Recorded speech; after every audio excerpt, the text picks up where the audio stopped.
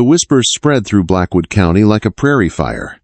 Silas, a feral brute from the high Rockies, was shackled in holy matrimony to Abigail, the town's reclusive spinster. The mayor thought it was the perfect humiliation. He was dead wrong.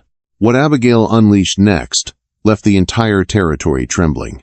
The year was 1878, and the biting wind sweeping down from the Colorado Rockies carried the scent of pine and impending ruin.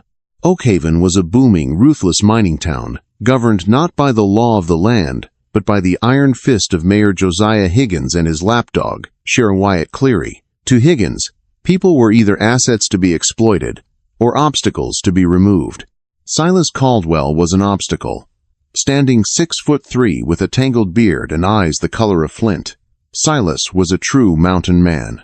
He had retreated to the high ridges of the Bitterroot Range a decade prior, trading the blood-soaked memories of the war for the quiet solitude of the wilderness. He came down to Oakhaven only twice a year to trade his pelts for coffee, gunpowder, and salt. Silas owned 300 acres of prime timberland bordering the roaring Blackwood Riverland that Mayor Higgins desperately needed for a lucrative new logging contract with the Eastern Pacific Railroad. Higgins had tried buying it, threatening him for it, and taxing it. Silas ignored the money, ignored the threats, and paid the taxes in raw gold dust. Abigail Montgomery was an entirely different kind of obstacle. At 34, Abigail was universally branded Oakhaven's Old Maid. She lived alone on her late father's sprawling, seemingly barren cattle ranch on the valley floor.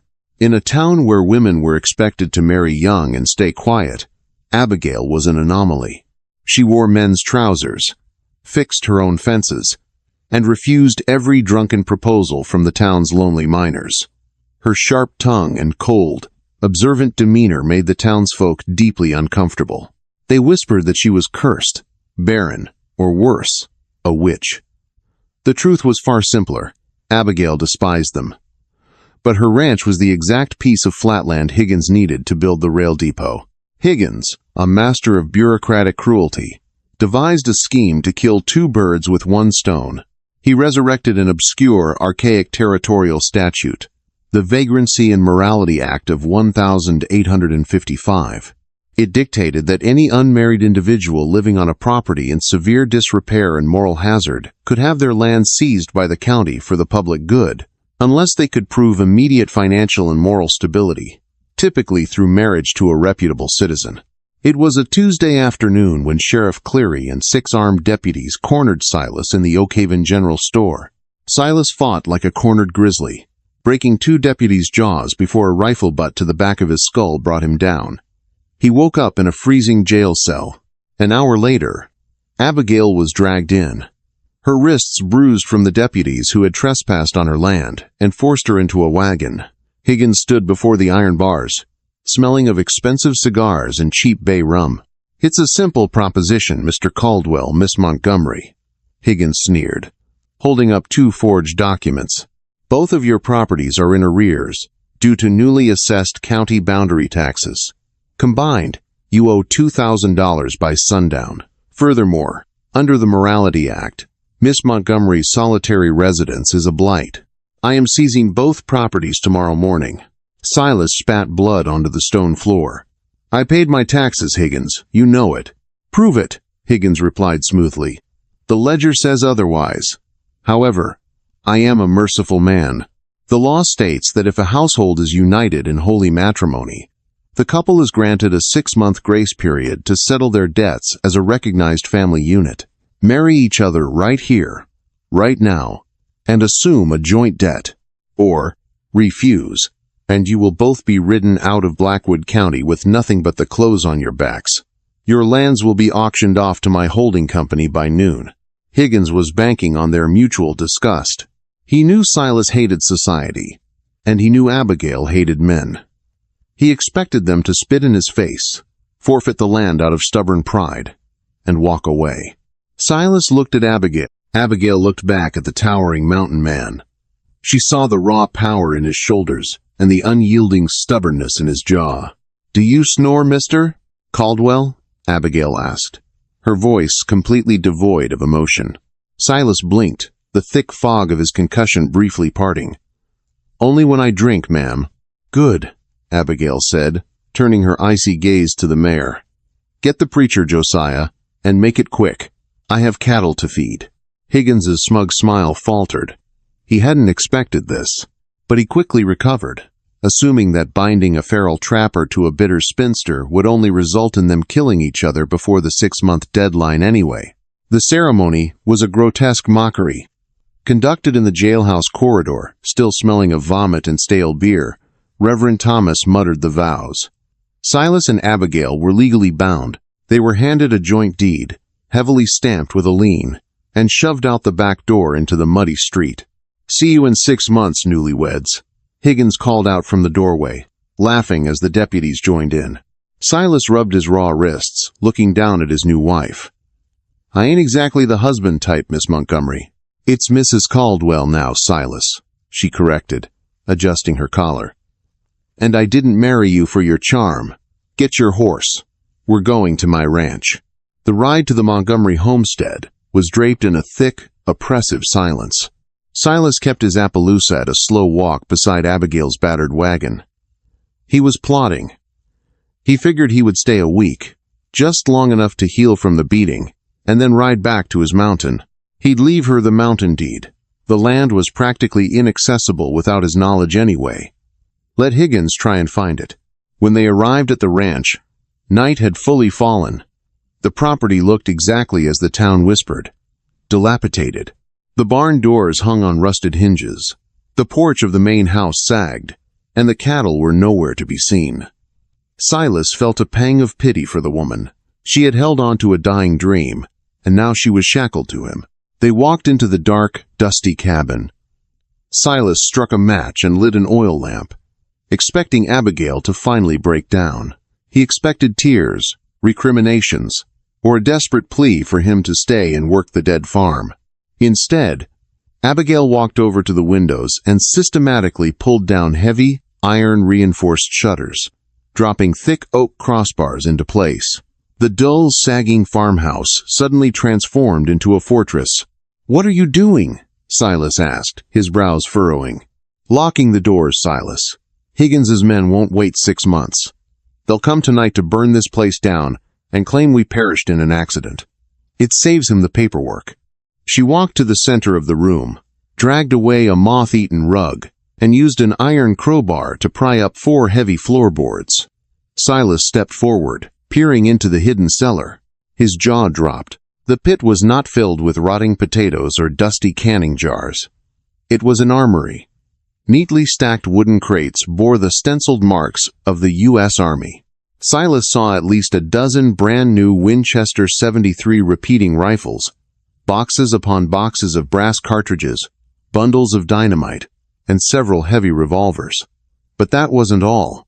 In the corner of the cellar sat 3 massive, iron-bound strongboxes.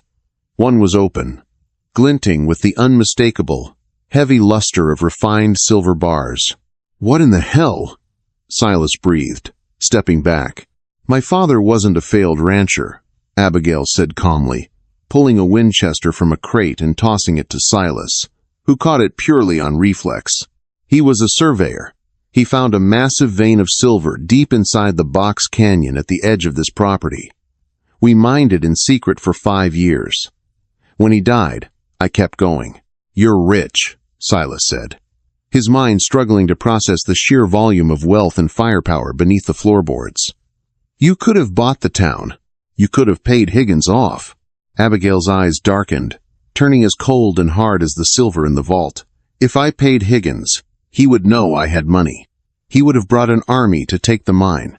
I played the poor, pathetic old maid to keep them blind.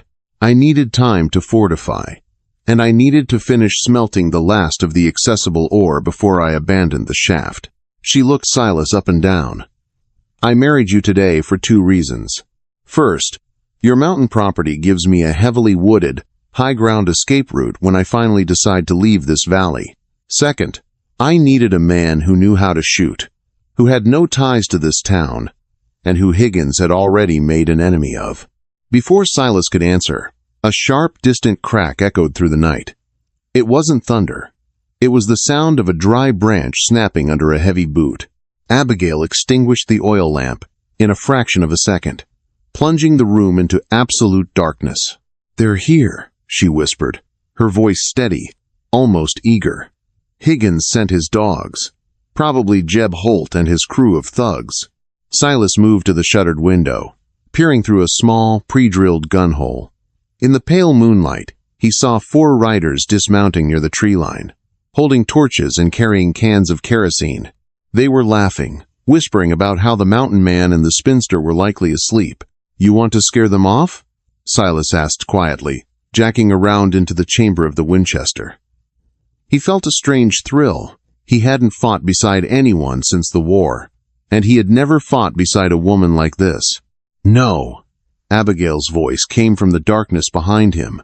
It carried a chilling, deadpan authority that made the hairs on the back of Silas's neck stand up. "Scaring them only makes them come back with more men." Silas heard the metallic clink of chains and the heavy thud of a steel bear trap being dragged across the floor. "We aren't going to scare them, Silas," Abigail said, stepping up to the window beside him. She was holding a heavy, double-barreled 10-gauge shotgun and a coil of thick rope. "We are going to make an example of them. We are going to do something so profoundly terrifying that when the sun comes up, Higgins will beg God for mercy, because he won't get any from me."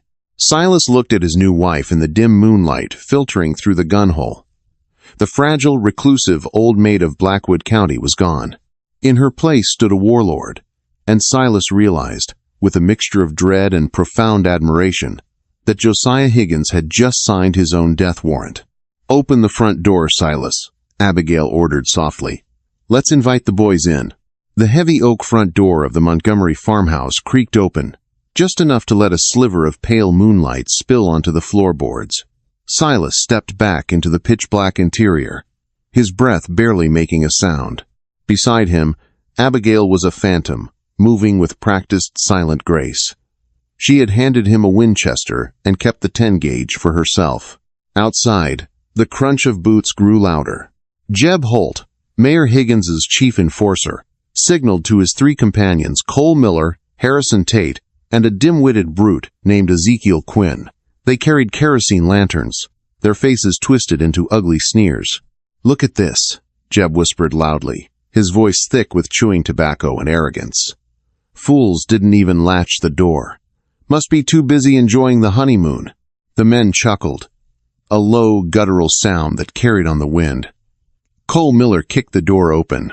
It swung wide, hitting the interior wall with a hollow thud. They stepped onto the threshold, raising their lanterns to illuminate the dark room. That was their first mistake. Abigail hadn't just locked the house. She had prepared it. The heavy braided rug that Silas had seen earlier was now bunched near the entrance. Beneath it lay a modified, steel-jawed wolf trap, its springs tightened to bone-snapping tension. Ezekiel Quinn took the lead, his heavy boots coming down square on the pressure plate. The loud clang of snapping steel was instantly followed by a scream that tore the night wide open. Ezekiel fell backward, dropping his kerosene lantern as the iron jaws bit through his leather boot and shattered his shin bone. The lantern hit the floorboards, shattering the glass and spilling burning oil across the porch. Panic erupted. Jeb Holt drew his Colt Peacemaker, firing blindly into the dark cabin. "Light 'em up!" Jeb roared. But before Cole or Harrison could raise their rifles, Abigail made her move. From the absolute darkness of the far corner, a blinding flash of yellow fire erupted. The deafening roar of the 10-gauge shotgun shook the dust from the rafters. She had aimed low, firing a spread of buckshot directly into the floorboards right in front of the doorway. The wooden splinters and heavy lead pellets exploded upward, tearing through Cole Miller's kneecaps and sending him crashing off the porch into the dirt, wailing in agony. Silas didn't hesitate. He stepped out from behind the reinforced cast-iron stove, the Winchester pressed tight to his shoulder. He fired twice. The lever action cycled with a smooth, mechanical rhythm. The first round shattered Harrison Tate's collarbone, spinning him completely around. The second round struck the frame of the door, raining splinters into Jeb Holt's face, blinding him temporarily. In less than 10 seconds, Higgins's death squad was broken, bleeding, and screaming on the ground. Abigail struck a match and calmly lit a fresh oil lamp. The soft yellow glow illuminated the carnage. She stepped out onto the porch, the shotgun resting easily in the crook of her arm. Silas followed, his rifle trained on Jeb Holt, who was crawling backward into the dirt, his hands raised in terror. "Please," Jeb stammered, blood streaming from the wood splinters in his cheek. "Please, Miss Montgomery, Mrs. Caldwell. Higgins made us do it," he said, "to burn the place." Abigail walked over to Ezekiel, who was still sobbing, trapped in the steel jaws. She looked down at him with an expression of pure, unadulterated apathy. "You came to burn me alive in my bed, Jebediah," Abigail said, her voice dropping to a terrifyingly calm register. "And you expect mercy because you are a coward taking orders from a bigger coward?" She looked at Silas. "Tie Holt to the porch post. Leave the other 3. They'll bleed out or freeze by dawn. The coyotes can have the rest." Silas grabbed Jeb by the collar, hauling him up and throwing him against the heavy wooden pillar. He bound him tight with the thick hemp rope Abigail had brought from the cellar. Silas felt a profound shift in his chest. He had lived his life avoiding society because he thought people were weak, greedy, and predictable. But watching Abigail orchestrate this defense, seeing the ruthless efficiency in her eyes, he wasn't just impressed, he was captivated. "What are we doing with him?" Silas asked, nodding to the trembling enforcer. "He's our messenger," Abigail replied. She reached into her pocket and pulled out the forged tax deed Mayor Higgins had forced upon them. She took a hunting knife from her belt and, with a swift motion, pinned the paper straight through the fabric of Jeb Holt's coat, burying the blade deep into the wood of the porch post. Jeb shrieked, but the blade missed his flesh by an inch. "You tell Josiah Higgins something for me," Abigail whispered, leaning in close so Jeb could smell the gunpowder on her clothes. "Tell him he wanted me married to a savage. He got his wish. Tell him we are going to the mountain, and if he ever steps foot on Caldwell land, I will rain hellfire on Oakhaven until the Blackwood River boils." Abigail turned to Silas. "Load the horses. We're taking the silver, the rifles, and the dynamite. We leave in 20 minutes. "What about the ranch?" Silas asked, gesturing to the sprawling property. "He'll just seize it tomorrow." Abigail smiled, a cold, sharp expression that chilled the blood. "Let him." 20 minutes later, Silas's Appaloosa and Abigail's 2 sturdy draft horses were packed heavy with crates of ammunition, rifles, and strong boxes full of silver bars. As they mounted up, Abigail took a final lantern, unscrewed the cap, and hurled it into the open cellar, where the exposed wooden beams of the mine entrance lay. They rode hard toward the timberline, not looking back as the Montgomery homestead erupted into a towering inferno, painting the night sky violently orange. Dawn broke over Oakhaven with a smell of wood smoke and terror. Mayor Josiah Higgins stood on the charred remnants of the Montgomery porch, his tailored suit completely out of place amidst the devastation. The fire had consumed the house, collapsing the structure into a smoldering crater. Sheriff Wyatt Cleary stood beside him, his face pale. They had found Jeb Holt tied to the remaining post, babbling incoherently about a trap-laying witch and a mountain demon. The 3 other men were dead, exactly as Abigail had promised. The hunting knife still pinned the tax deed to the wood. "She had money," Higgins hissed, his face purple with rage. He was looking at the collapsed entrance to the secret cellar. He could see the melted slag of residual silver ore in the ashes. "She was sitting on a silver vein this whole time, playing me for a fool. And now that feral animal Silas has it. Josiah, maybe we should let this go."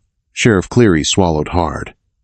"Silas on the flat land is dangerous enough. Silas up in the Bitterroot? It's suicide to go after him."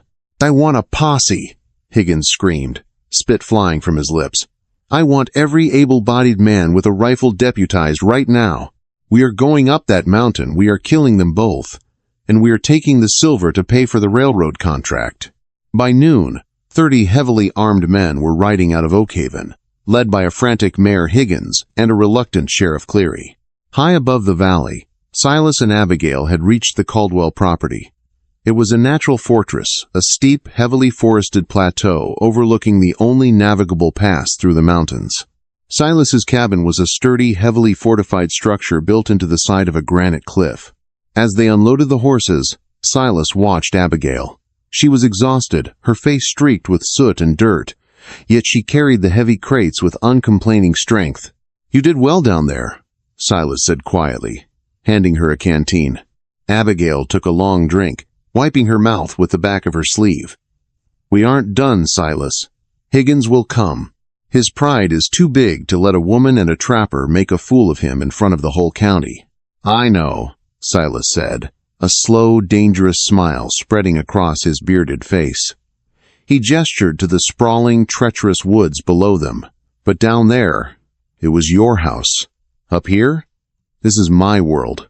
For the next 2 days, the newlyweds didn't speak of the forced vows or the bizarre circumstances that brought them together. Instead, they worked as a synchronized unit. Silas showed Abigail the hidden trails, the deadfalls, and the natural choke points of the mountain pass. Together, they planted the dynamite she had brought from the mine, burying the charges beneath the narrowest sections of the trail. A silent, unspoken respect bloomed between them. Silas realized he had never met a woman, or anyone, for that matter, who possessed Abigail's fierce independence and intellect.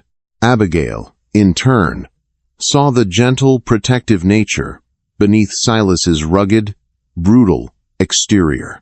When he cooked a rabbit stew over the fire, or carefully tended to the horses, she saw a man who respected the world around him, completely unlike the greedy men of Oakhaven.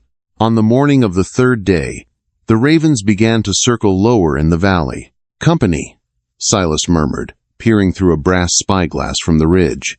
30 riders were slowly making their way up the steep, winding mountain trail. Higgins was near the back, shouting orders, while Sheriff Cleary led the vanguard. "They're bunched up," Abigail noted, lying prone in the dirt beside Silas, the Winchester resting on a log. "Town folk," Silas scoffed softly. "They don't know how to track, and they don't know how to survive up here. Wait for my signal." The posse reached the Devil's Throat, a narrow, rocky gorge flanked by steep cliffs on either side. It was exactly where Silas wanted them. "Sheriff!" a deputy yelled, his horse bucking nervously. "The trail is blocked." A massive felled pine tree lay directly across the path. Cleary reined in his horse, his hand dropping to his pistol. "It's a trap! Fall back!